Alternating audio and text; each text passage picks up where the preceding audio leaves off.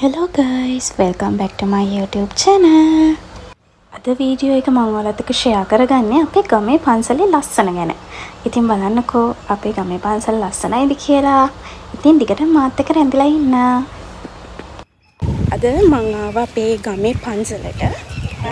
ඒක මාර ලස්සනයි. මම ඔයාලට පෙන්නන්නම්. දැක්කත් හිත නිවෙන හරිම නිස්කලංක පරිසරයක් තමයි අපේ පන්සලේ තියෙන්නේ. ඇත්තටම කිසිම කලබලයක් නැහැ. සද්ද බද්ද අඩුයි. නිදහසේ ගිහින් වැඳලා කරලා එන්න පුළුවන් තැනක් තමයි මේ පන්සල.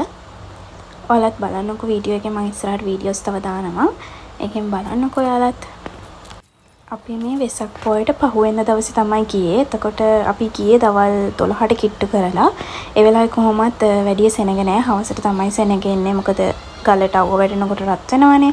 අපේ ගමේ පන්සලේ නම තමයි ගලේ පන්සල.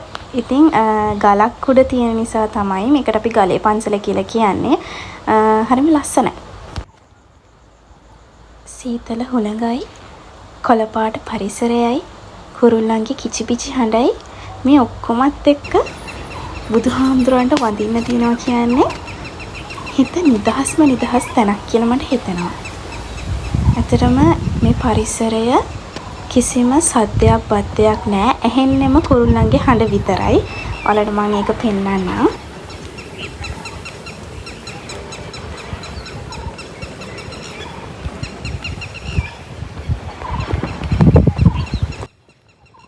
ඔය ඇතින් පේන බුදු පිළිම වහන්සේත් ඒ ගලින්ම තමයි නිර්මාණය කරලා තියෙන්නේ. ඒකත් ඇත්තරම මාරම ලස්සනයි. මාර නිමාවක් තියෙනවා හැම දෙයකම. හැම දෙයක් දකිද්දිම ඇත්තරම හිතට මාර සැහැල්ලුවක් සතුටක් දැනෙනවා. ආධ්‍යාත්මික සුවය විඳින්න පුළුවන් හොඳ පන්සලක්.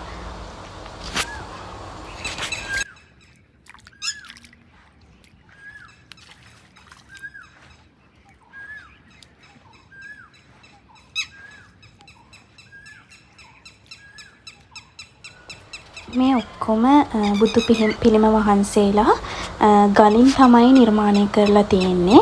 මම අර ඉස්සෙල්ලා පෙන්නුවේ මම උඩ ගලක ඉන්නවා.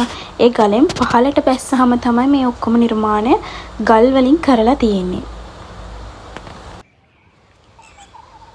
ගලෙන් පහළට බැහැගෙන එද්දී ගල් රත් වෙලා තියෙනකොට කකුල් පිච්චෙනවා.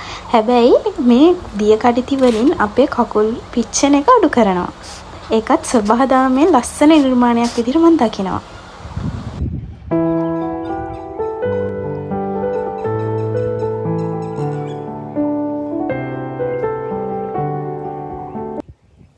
ඇත්තටම හුඟ කාලයකට පස්සේ තමයි ගලේ පන්සලට ගියේ. ඒ යනකොටත් සෑහෙන වෙනස්කම් වෙලා තිබ්බා අපේ ගමේ පන්සලේ.